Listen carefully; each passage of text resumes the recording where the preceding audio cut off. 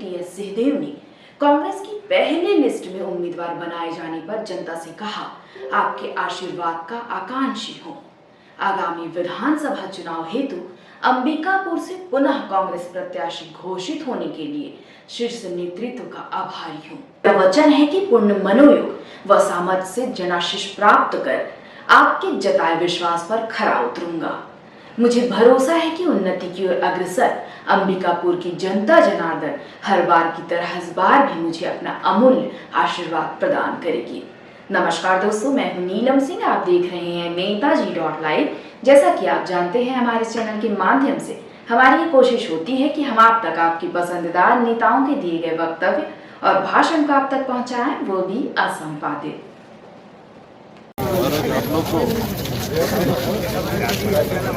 Hello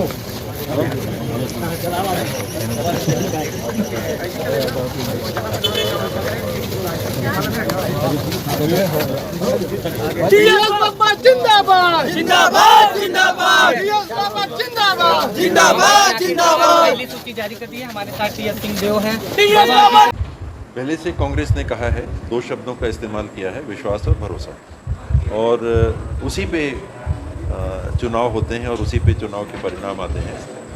आप जो करने वाले हैं ये आने वाले 5 सालों के लिए करने की बात को लेके आप लोगों के बीच में जाएंगे, कुछ करके, मतलब आप दे रहे हैं नहीं कुछ, आप 5 साल में कुछ करना चाहेंगे, इस बात को लेके आप जा रहे हैं। जो मतदाता है वो देखते हैं, ये सब लोग आते हैं, सब कहते हैं कि हम ये करेंगे ये करेंगे ये करेंगे, सोने और चांदी की सड़कें बना देंगे, सब एकदम चकाचक हो जाएगा, हमको वोट दो, सारी चीज़ माफ़ हो जाएगी, बिजली बिल 1 पैसा नहीं लगेगा, फलाना। मतलब आप जो सोचते हैं, मैं थोड़ा बढ़ा चढ़ा के बोल रहा हूँ, लेकिन चुनावी समय में दल अमूमन सब कुछ कह देंगे, ऐसा करके जाते हैं।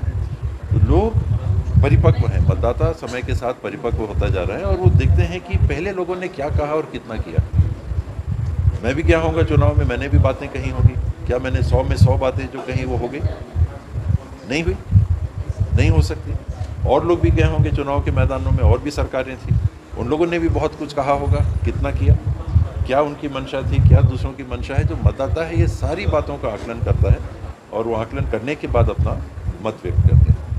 मैं आभारी रहूँगा मतदाताओं का कि हमारे संगठन के जो साथी हैं उनके निर्णय पे, उनके आने वाले समय में परिश्रम पे अगर बहुमत मिल सके तो क्षेत्र का प्रतिनिधित्व फिर से करना चाहूँगा। प्रत्याशी नाराज़गी की बात नहीं है। इस बार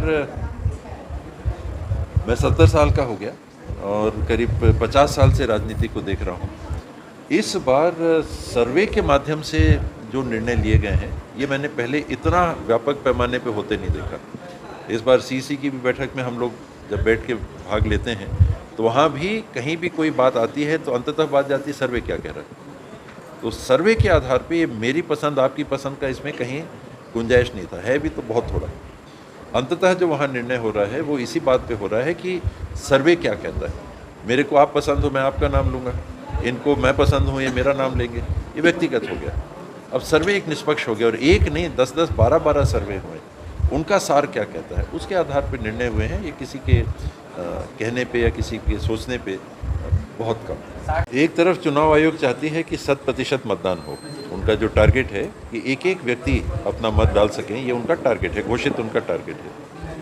अभी राष्ट्रीय एक स्वायत्त संस्था है जो चुनाव कराती है, इनके विवेक पे और इनके सोच पे ही आधारित करता है कि वो चुनाव की तिथियां किन बातों को लेके तय कर रहे हैं।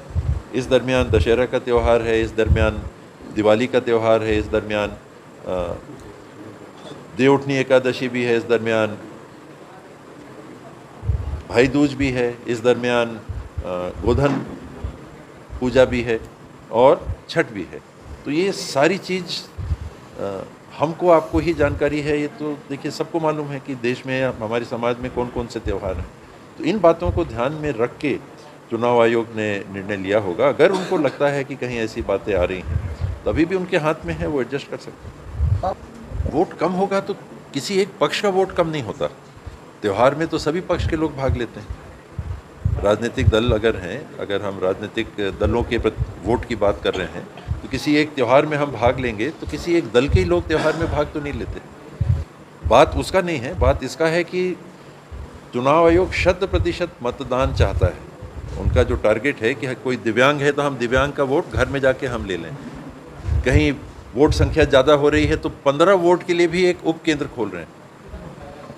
उनकी मंशा 100% वोटिंग कराने की है। अगर इस प्रकार की स्थितियां बन रही हैं तो क्या 100% वोटिंग हो पाएगी? नहीं हो पाएगी। तो चुनाव आयोग को इसका निर्णय लेना है कि आपको तब्दील करना है कि नहीं। आपने देखा क्या कह रहे थे छत्तीसगढ़ के उप मुख्यमंत्री और स्वास्थ्य मंत्री टीएस सिंहदेव। इसी तरह हमारे चैनल में बने रहने के लिए चैनल को लाइक करें, शेयर करें और सब्सक्राइब करें। नमस्कार। नेताजी.live के प्रायोजक हैं Satyadeep diagnostic and clinic, Supela, Bhilai.